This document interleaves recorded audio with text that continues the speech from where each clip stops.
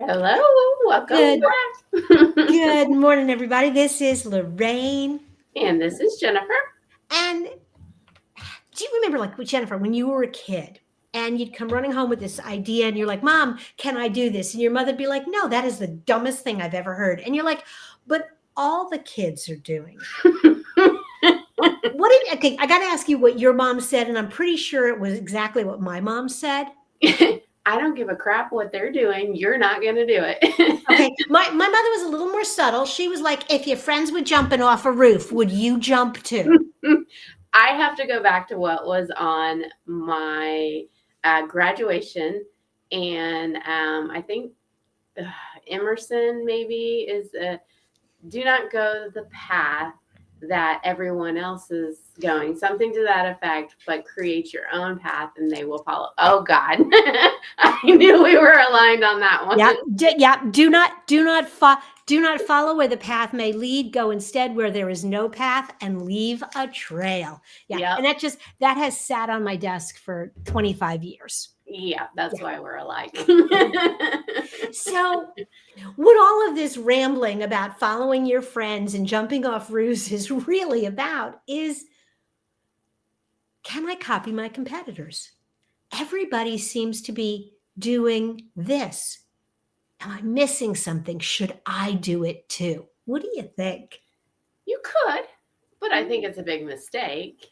I think it's very good to learn and understand and see what they are doing to forge your own path. But when you copy your competitors, then you're just a mirror image of them and you're not unique, you're not different, you're just everybody else and you're not going to stand out. And so you really don't give customers an answer to their most important question, which is, why should I buy from you? Yeah. You were telling me earlier about a woman from California who has interviewed, I don't know how many marketing agencies, and she has decided to work with you. Yeah. And it was because you presented something different in a different way. Mm-hmm. And at the end of the day, that's what makes you stand out. Yeah, it's a research of understanding the competitive market, understanding where everybody is at, understanding where maybe they failed, where they succeeded, and so you need to understand the competitors, but that why to choose you. There are tons of markets out here that there's 50 million people that do the same thing. They're plumbers across the board. And, why are you different? And I think you start getting to, oh, well, I offer free estimates or great customer service. And no, that's not a differentiator. That's what everybody else does. That's a copy of competitors. Well, and my response to that is, really? So tell me, which one of your competitors tells you in their marketing that they provide crappy service and poor quality work? Well, nobody. Yeah. So then who do I believe and how do I know you're any different? Yeah. That becomes the more important question. And I think the question has to start with, you got to understand who your competitors really are, but you also have to understand who your clients are to understand who your competitors are. Yeah. There are a lot of HVAC companies. I spent 11 years in the HVAC industry. And there are a lot of heating and cooling companies, but the ones that really blew it up were the ones that said, I'm going to specialize in new construction. I'm going to specialize in remodeling projects. I'm going to specialize, because then their pool of competitors went from this to this. Well, it's that in any segment of any type of industry, what you're hitting on is there's all these people, and you're narrowing it down, and that becomes your uniqueness. So when you go at it from a surface level, can I copy my competitors? You're saying, like, okay, is it actually your competitor? Is it a sub of that level? Is that who you're competing against? And how are Mhm. you different than them? Not the entire industry. This is how the entire industry does it, but a sub level.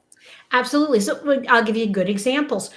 For the contractor who is targeting new construction and really working with builders and not individual homeowners, because they're selling, oh, you're putting in 50 homes on this lot, we're going to sell all the HVAC for all 50, it's going to be all the same, start to finish.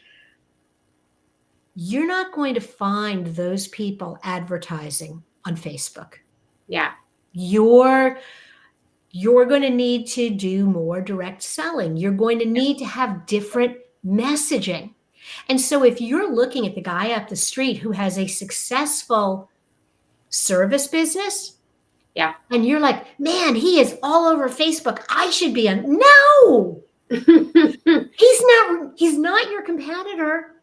And he's doing what makes sense for his market. So let me give you what I would say are some tactics to try. First, go into ChatGPT and ask it to identify who your competitors are and create a matrix on where you guys are aligned and where you guys are different. That's going to be my first step. It's so funny because we used to do that manually. Mm-hmm. We'd research, we would Yeah. search like a consumer, Yeah. get company names, and then build that matrix. Yeah. And I love that that's the kind of thing you can use Yeah. ChatGPT for.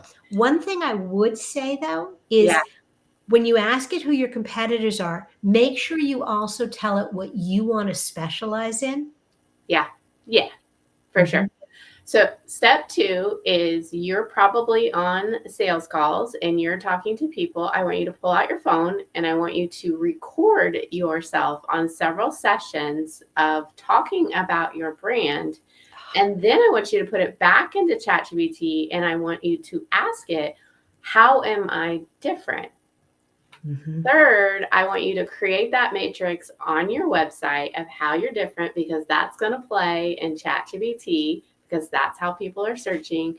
And fourth, you need a page on your website that says, this is how we are. This is why we're different. Why to choose us, something along that line. Absolutely. And that is all so much part of the branding exercise and the branding classes that I teach. It starts with knowing who your customer is, knowing who your competitors are, and then figuring out where you want to play.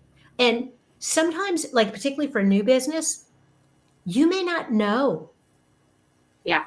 where you want to play. And so the very best thing you can do is create a position map. And you can ask ChatGPT to do this as well, Yeah. is pick 2 criteria that you recognize are important. And please don't do price and quality because everybody will line up in a straight line.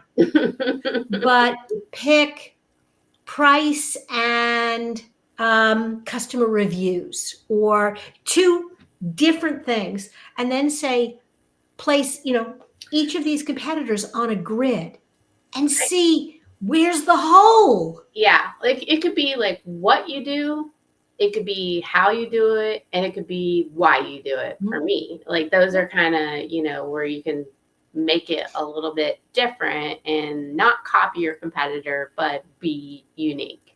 Absolutely. I shifted my market for my podcast. And, I had asked ChatGPT for a list of competitors. And then I went back and said, okay, so now I'm shifting my market. This is who I really want to talk to. Who's talking to them? And then I had it analyze my messaging. I mean, I've been doing this a long time. I got a lot of messaging out there. What am I saying? And what should I say if I want to play better here? And Still needed some tweaking. It still wasn't exactly what I would say, but it was closer. Yeah. Yeah. Yeah. So you could copy your competitors, but should you? No. No, I don't think so. All right, guys, listen, go out, do something original today. And if you need some help, give us a call. All right. Take care. Bye now.